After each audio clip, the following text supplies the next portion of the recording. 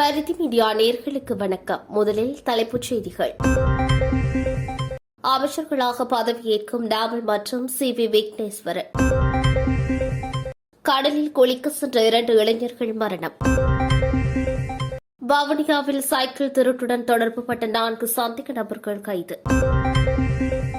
அனைத்து பாடசாலைகளுக்கும் விசேட விடுமுறை, சற்று முன்னர் வெளியான அறிவிப்பு. மந்திர சக்தியை பயன்படுத்துவதாக அச்சுறுத்தி 12 வயது சிறுமி துஷ்பிரயோகம். பேராதனை பல்கலை மாணவர்களிடையே மோதல், பகிர்வதையினால் வந்த வினை.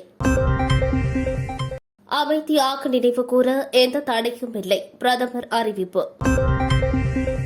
ஜனாதிபதி ராஜபக்சவினரின் பணைய கைதி, எதிர்க்கட்சித் தலைவர் தெரிவிப்பு.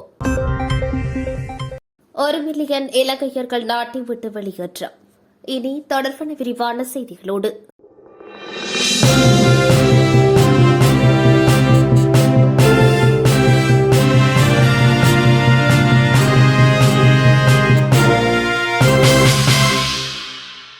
ஜனாதிபதி ரணில் விக்ரமசிங்க புதிதாக 10 அமைச்சர்களையும் 2 ராஜாங்க அமைச்சர்களையும் நியமிக்க உள்ளதாக தகவல்கள் வெளியாகியிருந்தன.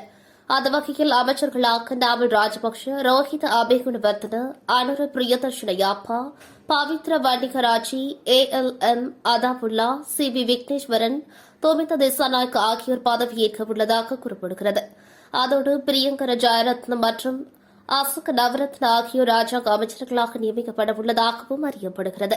ஜனாதிபதி ரணில் விக்ரமசிங்க ஜப்பான் விஜயத்தின் பின்னர் இந்த நியமனங்களை உடனடியாக வழங்கப்பட உள்ளதாகவும் கூறப்படுகின்றமை குறிப்பிடத்தக்கது. மேல்வெளி மாகல்கந்த கடலில் குளிக்க சென்ற 2 இளைஞர்கள் கடலில் மூழ்கி உயிரிழந்துள்ளதுடன் ஒருவர் காப்பாற்றப்பட்டு வைத்தியசாலையில் அனுமதிக்கப்பட்டுள்ளதாக போலீசார் தெரிவித்துள்ளனர். இந்த சம்பவம் இன்று நடந்துள்ளது. மேல்வெளி மாகல்கந்த பிரதேசத்தைச் சேர்ந்த 19 வயதான W. பிரபானு கவுல்யா மற்றும் 20 வயதான சலர் தில்ஷான் ஆகிய இளைஞர்களே சம்பவத்தில் உயிரிழந்துள்ளனர். 18 வயதான இளைஞனை வைத்தியசாலையில் அனுமதிக்கப்பட்டுள்ளார். 3 இளைஞர்கள் கடலில் குளித்துக் கொண்டிருந்த போது திடீரென அலையில் சிக்கி இழுத்து செல்லப்பட்டுள்ளனர். பிரதேசவாசிகள் இணைந்து ஒரு இளைஞனை காப்பாற்றியுள்ளனர். இதனை அடுத்து கடற்படையினர் மற்றும் பிரதேசவாசிகள் சொலிகொடி தேடுதலில் ஈடுபட்டு 2 இளைஞர்களை மீட்ட போதிலும் ஏற்கனவே அவர்கள் உயிரிழந்து விட்டதாக பேருவளை போலீசார் கூறியுள்ளனர். உயிரிழந்த இளைஞர்களின் உடல்கள் பேருவளையில் உள்ள வைத்தியசாலையில் வைக்கப்பட்டுள்ளதுடன் காப்பாற்றப்பட்ட இளைஞன் களுத்திரை போதனா வைத்தியசாலையில் அனுமதிக்கப்பட்டுள்ளார். வவுனியாவில் பல்வேறு பகுதிகளிலிருந்து திருடப்பட்ட 9 துவிச்சக்கர வண்டிகள் போலீசாரால் மீட்கப்பட்டுள்ளது. இந்த திருட்டு சம்பவத்துடன் தொடர்புடைய 4 சந்தேக நபர்கள் இன்று கைது செய்யப்பட்டுள்ளனர். வவுனியா வைத்தியசாலைக்கு முன்பாகவும் நகர்ப்பகுதிகளிலும் பொதுமக்களினால் நிறுத்தி வைக்கப்பட்ட துவிச்சக்கர வண்டிகள் பல திருடப்பட்டுள்ளதாக கிடைத்த முறைப்பாடுகளுக்கு அமைய போலீசாரினால் இந்நடவடிக்கை மேற்கொள்ளப்பட்டுள்ளது. இதன்போது 9 துவிச்சக்கர வண்டிகள் மீட்கப்பட்டுள்ளதாக போலீசார் தெரிவித்துள்ளனர். இச்சம்பவங்களுடன் தொடர்புபட்டுள்ளதாக சந்தேகத்தில் கைது செய்யப்பட்ட 4 இருவர் பெரும்பான்மை இடத்தைச் சேர்ந்தவர்கள் எனவும் இவர்கள் துவிச்சக்கர வண்டிகளை திருடி விற்பனையில் ஈடுபட்டுள்ளதாகவும் விசாரணைகளின் போது தெரியவந்துள்ளது. மேலும் கைது செய்யப்பட்டவர்கள் மேலதிக விசாரணைகளின் பின்னர் நீதிமன்றத்தில் உட்படுத்தப்பட்ட நடவடிக்கைகள் மேற்கொள்ளப்பட்டு வருவதாக போலீசார் தெரிவித்துள்ளனர்.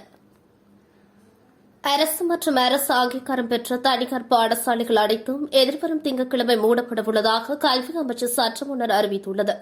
2ஆம் எலிசபெத் மகாராணியின் இறுதிச் சடங்கை முன்னிட்டு எதிர்வரும் 19ஆம் தேதி திங்கட்கிழமை அரசு நிறுவனங்களுக்கு விசேட விடுமுறை தினமாக நேற்று முன்தினம் அரசாங்கம் பிரகடனப்படுத்தியிருந்தது. இந்நிலையில் தற்போது அனைத்து அரசு மற்றும் அரசு சார்பற்ற தனியார் பாடசாலைகள் அனைத்தும் திங்கட்கிழமை மூடப்பட உள்ளதாக கல்வி அமைச்சர் அறிவித்துள்ளது. இதேவேளை அன்றைய தினம் தேசிய துக்க தினமாக கடந்த வாரம் அரசாங்கம் அறிவித்திருந்தமை குறிப்பிடத்தக்கது. அனைத்து அரசு கட்டடங்களிலும் தேசிய கொடியை அரைக்கமத்தில் பறக்கவிடுமாறு பொது நிர்வாகம் மற்றும் உள்நாட்டு அலுவல்கள் அமைச்சர் அறிவித்துள்ளது. அதிபர் ரணில் விக்ரமசிங்கவின் பணிப்புரைக்கு அமைய இந்த தீர்மானம் எடுக்கப்பட்டிருந்தமை சுட்டிக்காட்டத்தக்கது. தனது தொலைபேசியில் இருக்கும் ஆபாச காட்சியை பார்க்க மறுத்தால் மந்திரத்தின் மூலம் கருவறை செய்யப் போவதாக அச்சுறுத்தி 12 வயதான சிறுமியை துஷ்பிரயோகத்திற்கு உட்படுத்திய சாமியாரை காவல்துறையினர் கைது செய்துள்ளனர். மந்திர சக்தி மூலம் நோய்களை குணமாக்கும் சிகிச்சைகளை வழங்கி வந்த சாமியார் ஒருவர் இவ்வாறு கைது செய்யப்பட்டுள்ளதாக குளிக்கப்பட்டிய காவல்துறையினர் தெரிவித்துள்ளனர். குளிக்கப்பட்டிய பள்ளிப்பள பிரதேசத்தில் சிகிச்சை அளிக்கும் ஆலயம் ஒன்று நடத்தி வந்த விலப்புலாற்று பிரதேசத்தைச் சேர்ந்த நபர் இவ்வாறு கைது செய்யப்பட்டுள்ளார். ஆபாச காட்சிகளை காட்டி 2 வருடங்களாக சந்தேக நபர் சிறுமியை துஷ்பிரயோகத்திற்கு உட்படுத்தி வந்துள்ளார். அத்துடன் சிறுமி தண்ணீர் எடுக்க சென்றிருந்த போது சமையல் அறைக்கு பின்னால் வைத்து பலவந்தமாக துஷ்பிரயோகத்திற்கு உட்படுத்தியுள்ளதாக ஆரம்ப விசாரணைகளில் தெரியவந்துள்ளது. சந்தேக நபரின் வீட்டுக்கு அருகில் உள்ள வீட்டில் வசித்து வரும் சிறுமி இந்த சம்பவத்திற்கு பின்னர் பாடசாலை செல்ல மறுத்துள்ளார். துரித கதையில் மாற்றங்களுக்கு உள்ளாகிய சிறுமி வீட்டில் வசிக்கவும் மறுத்துள்ளார். இதையடுத்து வேங்குட பிரதேசத்தில் உள்ள பாடசாலையில் சேர்த்துள்ளனர். இதனை அடுத்து தான் எதிர்நோக்கிய சம்பவத்தை சிறுமி தனது தாயிடம் கூறியுள்ளதுடன் தாய் காவல் நிலையத்தில் முறைப்பாடு செய்துள்ளார். இந்த முறைப்பாட்டுக்கு அமைய காவல்துறையினர் சந்தேக நபரை கைது செய்தனர். பேராதனை பல்கலைக்கழகத்தின் கல்வி கற்கும் மாணவர்களிடையே பகிர்வதையால் நேற்று மோதல் இடம்பெற்றுள்ளது. குறித்த பல்கலைக்கழகத்தில் பகிர்வதைக்கு ஆதரவான மற்றும் எதிரான இரு மாணவர்கள் குழுக்களிடையே இந்த மோதல் இடம்பெற்றுள்ளதாக தெரியவந்துள்ளது. சட்டப்பீடத்தில் 2, 3 வருடங்களில் கல்வி பயிலும் மாணவர்களிடையே இந்த மோதல் ஏற்பட்டுள்ளதாகவும் இதில் 2 மாணவிகள் உள்ளடங்குவதாகவும் பேராதனை காவல்துறையினர் தெரிவித்துள்ளனர். நேற்று மாலை பல்கலைக்கழகத்தின் சிற்றுண்டி சாலைக்கு அருகில் இந்த மோதல் சம்பவம் இடம்பெற்றுள்ளது.